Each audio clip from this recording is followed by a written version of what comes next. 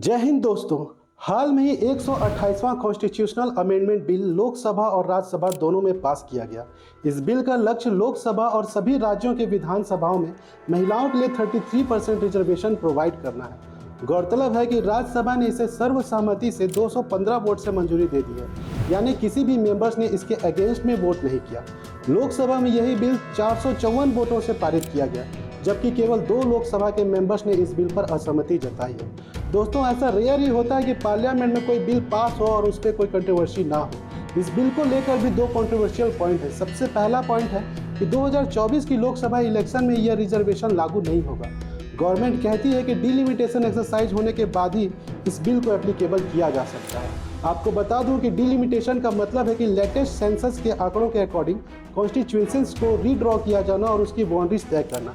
देश में सेंसस 2021 में होना था पर नहीं किया गया, मतलब 2029 में या उसके बाद ही जब भी सेंसस होगा तभी इस बिल को एप्लीकेबल किया जा सकेगा। अपोजिशन पार्टी ने सवाल उठाया है कि इस प्रोसेस को इतना लंबा खींचने की क्या जरूरत है। अगर रिजर्वेशन देना ही है तो इसे इमीडिएट एक्शन में क्यों नहीं लाया जा सकता। और दूसरा पॉइंट है कि इस बिल में ओबीसी महिलाओं के लिए रिजर्वेशन का कोई प्रोविजन नहीं है, हालांकि इसमें एसटी और एससी महिलाओं के लिए रिजर्वेशन शामिल है। I would like to have seen OBC reservation included in this bill. आज के वीडियो में हम समझने की कोशिश करेंगे कि क्या है वुमेन रिजर्वेशन के पीछे का इतिहास और क्या यह बिल एक राइट मूव है या नहीं। The possibility of the women's reservation bill being cleared by the cabinet, that's exactly what's happened now, confirming Union cabinet has cleared the women's reservation bill. It is now almost certain that this bill will be brought in this special session of parliament. Remember, the bill in its original form.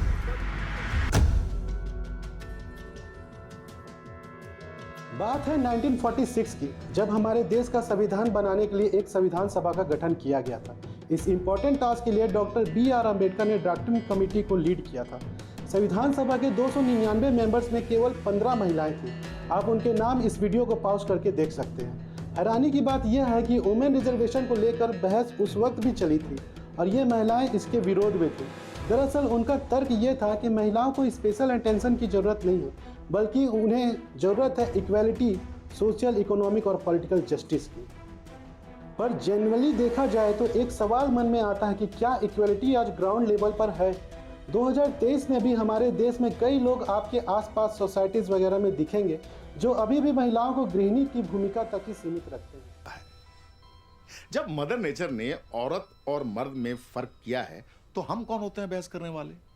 और जब modernity के नाम पे ये फर्क हम भूल जाते हैं तब रामायण तो होगी। 2022 के एस्टीमेट के अकॉर्डिंग भारत की पॉपुलेशन में 48.4% महिलाएं होने के बावजूद हमारे राष्ट्रीय संसद लोकसभा में उनका रिप्रेजेंटेशन केवल 15% के आसपास है। राज्य स्तर पर इसकी स्थिति और भी खराब है, जहां केवल 8 से 9% विधायक महिला। अगर दूसरे देशों से कंपेयर करें तो अफ्रीका के रवांडा में 61% रिप्रेजेंटेशन है महिलाओं का उनके पार्लियामेंट में। वहीं क्यूबा के पार्लियामेंट में 55% महिलाएं हैं। यहाँ हमें वुमेन रिजर्वेशन बिल के इम्पोर्टेंस समझ आनी चाहिए इन देशों के आंकड़ों को देखकर।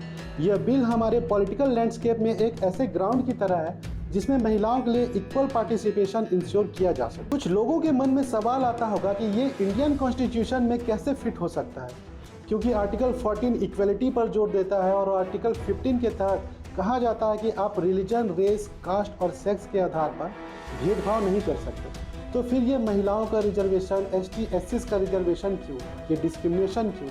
तो दोस्तों, इस तरह की डिस्क्रिमिनेशन को पॉजिटिव डिस्क्रिमिनेशन कहा जाता है। यहाँ याद रखने वाली बात यह है कि पॉजिटिव डिस्क्रिमिनेशन का जिक्र वास्तव में हमारे कॉन्स्टिट्यूशन में भी किया गया है। आप इसे 15(3), 15(5) और 16(4) जैसे आर्टिकल्स में देख सकते हैं। आर्टिकल 15(3) सरकार को महिलाओं और बच्चों के लिए स्पेशल प्रोविज़न बनाने का अधिकार देता है। इसलिए ये कहना सही नहीं है कि रिजर्वेशन इक्वलिटी के खिलाफ है।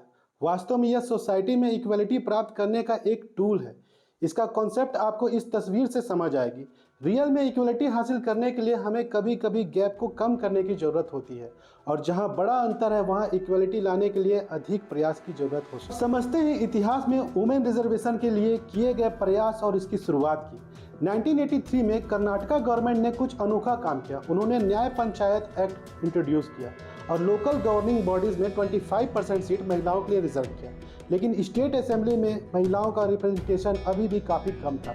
224 विधायकों में केवल 10 महिलाएं थीं।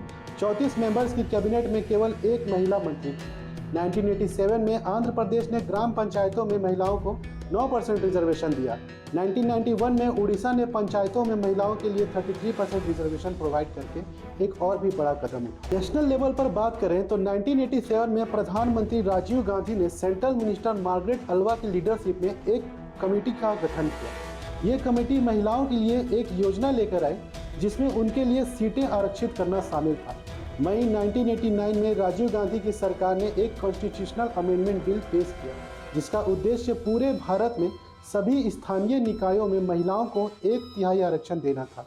यह बिल लोकसभा में तो पास हो गया लेकिन राज्यसभा में यह बिल पास नहीं किया गया। 1992 और 1993 में 73 और 74 कॉन्स्टिट्यूशनल अमेंडमेंट बिल पेश किया गया और इस बिल के अंतर्गत पंचायतों और नगर पालिकाओं में महिलाओं के लिए 33% सीट रिजर्व किया गया।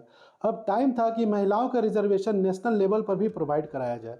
सितंबर 1996 में जब HD देवी गौड़ा प्रधानमंत्री थे, उन्होंने 81 कॉन्स्टिट्यूशनल अमेंडमेंट बिल पेश किया।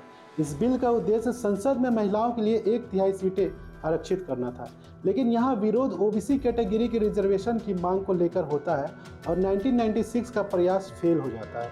1998 में प्राइम मिनिस्टर अटल बिहारी वाजपेयी जी ने भी प्रयास किया, पर इस बार OBC इशू के साथ साथ मुस्लिम महिलाओं के रिजर्वेशन का मुद्दा उठता है और बिल फिर से पास नहीं हो पाता। यहाँ गवर्नमेंट के द्वारा तर्क ये बताया जाता है कि हमारे यहाँ 1931 के बाद से पूरे देश में कंप्लीट कास्ट सेंसस नहीं हुआ है, नेशनल लेवल पर कास्ट सेंसस नहीं हुआ है, जिससे इस बिल में OBC को शामिल करना चैलेंजिंग हो गया। 2014 में प्राइम मिनिस्टर नरेंद्र मोदी जी के मैनिफेस्टो में वुमेन रिजर्वेशन का मुद्दा शामिल था, जिसे आज 9 साल बाद पूरा किया गया। यह निश्चित ही एक पॉजिटिव मूव है हमारे देश के लिए। OBC का मसला जरूर है, पर यह एक फंक्शनल प्रॉब्लम है। पार्लियामेंट और स्टेट असेंबली के सीटों में OBC के लिए कोई कोटा नहीं है और इसके लिए कोई कॉन्स्टिट्यूशनल प्रोविज़न भी अब तक नहीं है। वीडियो इन्फॉर्मेटिव लगी हो तो प्लीज़ चैनल को सब्सक्राइब और वीडियो को लाइक जरूर करें। साथ ही टॉपिक से रिलेटेड अपने ओपिनियन कमेंट बॉक्स में जरूर ड्रॉप करें। धन्यवाद।